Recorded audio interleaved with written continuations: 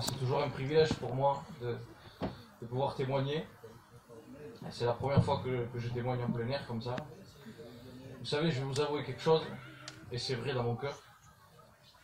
Parler de ma vie d'avant, j'aime pas. J'aime pas parce que Dieu n'y était pas.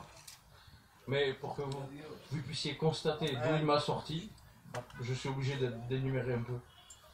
Voilà, moi j'ai grandi dans un foyer chrétien. Mon grand-père est pasteur, il a même un peu plus de 50 ans de ministère. Donc j'ai toujours été élevé dans l'évangile. Toujours écouté la parole, j'étais capable de vous citer des versets très jeunes. Mais dans mon cœur, j'y croyais pas. Malheureusement, j'ai été élevé dedans. On allait à Meillan, j'ai eu le privilège d'écouter Manico des vingtaines et des vingtaines de fois. Je me régalais à écouter, mais j'y croyais pas. Pour moi, c'était faux, c'était comme du théâtre. Et puis, assez jeune, le monde s'est ouvert à moi, donc comme n'importe quel jeune, je ne suis pas plus qu'un autre, je me suis lancé dans le monde. J'ai commencé à goûter un peu à tout. Et puis, mais tout en ne voulant rien savoir de Dieu. Voilà, j'aimais les réunions, j'aimais jouer les cantiques, mais voilà, je ne voulais pas me convertir.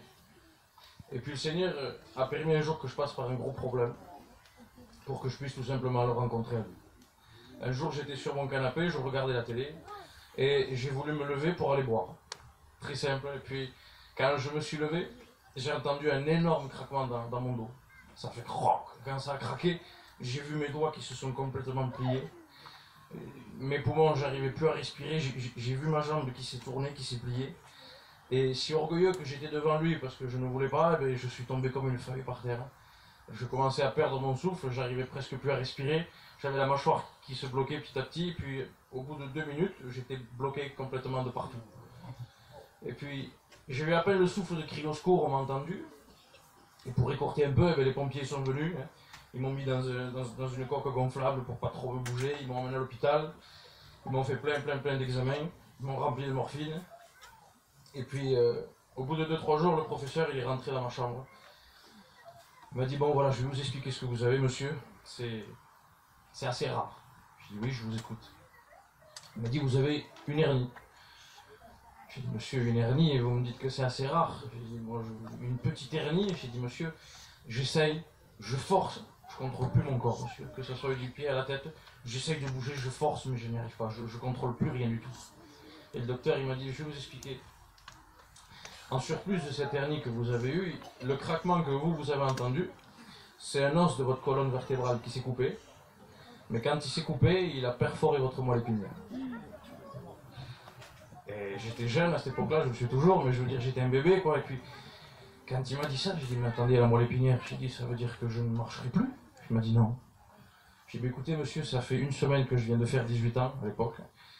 J'ai dit, je vous donne l'autorisation, je suis majeur, opérez-moi sur le champ. Et le paille, il m'a dit, monsieur, je peux même pas vous opérer, on ne peut rien faire pour vous. J'ai dit, mais comment ça se finit là? Il m'a dit, monsieur, là, comment vous êtes là? Vous êtes au mieux, vous auriez pu être un légume, vous auriez pu, voilà, ça aurait pu avoir davantage de complications. J'ai dit, mais monsieur, je suis paralysé de la tête aux pieds. J'ai dit, le monde s'ouvre à moi. J'ai dit, regardez, j'ai commencé mes leçons de code. J'ai dit, moi, je m'attendais à passer mon permis. Et le paille, il était là, il me disait, écoutez, monsieur, je peux rien vous dire d'autre. Voilà, c'est comme ça. Et j'étais jeune, j'avais que 18 ans à cette époque-là, mais ma petite vie, je l'ai vue défiler devant moi. Moi, je pensais faire comme n'importe quel jeune, admettons avoir mon permis, avoir mes choses, ma maison, me marier, des enfants. Eh ben non. On se croit fort, on se croit invincible, mais en l'espace d'1 seconde, je me suis rendu compte que j'étais rien du tout. Et puis, malgré que je ne voulais pas de Dieu, sans que moi je m'en rende compte de chaque parole que le serviteur prêchait, ça restait ancré en moi. Parce que ce jour-là, ces paroles sont ressorties. Et les gens autour de moi me disaient, mais tu connais Dieu, ton grand-père il est pasteur, tu connais l'évangile, prie Dieu, repens-toi, demande pardon, tu sais très bien qu'il peut guérir. Et là, l'ennemi, il a mis dans ma pensée, il m'a dit, Manuel, mira, toute ta vie tu as fait ce que tu as voulu. Tu as toujours refusé de t'approcher de Dieu quand tu étais bien portant. Et là maintenant que tu as besoin, que tu es paralysé, que tu ne peux plus bouger, tu vas faire appel à Dieu. Tu as cru que Dieu c'était un balai qu'on sortit du placard quand on en voulait. Et ça c'était ancré en moi. Moi je l'avais pris comme un châtiment. Je disais, oui c'est vrai, des dizaines de fois j'ai refusé. Et maintenant il m'arrive ça. Je ne savais pas qu'il m'aimait à un amour incompréhensible. Je ne savais pas même que tout ça c'était un plan uniquement pour qu'il puisse se rapprocher de moi et que je me rapproche de lui. Je ne le savais pas. Vous savez, je savais que Dieu était amour. Mais quand on vit avec lui, on se rend compte de quel amour il nous aime. Parce qu'entendre parler de Dieu et vivre avec Dieu, ben, j'ai constaté que c'est deux choses différentes. Et puis, malgré que je suis resté 11 jours quand même paralysé comme ça, j'ai fait appel à un serviteur. Je me rappellerai toute ma vie. Ce serviteur, il est venu, c'était mon pari en plus. Il est venu, il m'a dit, écoute, si tu crois, tu verras, tout simplement. Il m'a imposé les mains, ça a duré même pas 30 secondes. Et puis là, j'ai commencé à sentir quelque chose que j'avais jamais senti, Seigneur. J'ai senti une paix s'installer sur moi, c'est incompréhensible. Avec tout le respect que je vous dois, j'ai connu des effets dans le monde, mais cet effet-là, je ne le connaissais pas. C'était doux et agréable pour moi. Et je ne savais pas que c'était Dieu, je ne savais pas que c'était Dieu qui commençait à me visiter, qui commençait, Seigneur, à me faire du bien. Et puis la nuit a passé, quelqu'un a voulu rentrer dans ma chambre, quand il est rentré, je l'ai regardé, j'ai dit, stop, reste où tu es. Tu seras témoin de ce que Dieu peut faire aujourd'hui.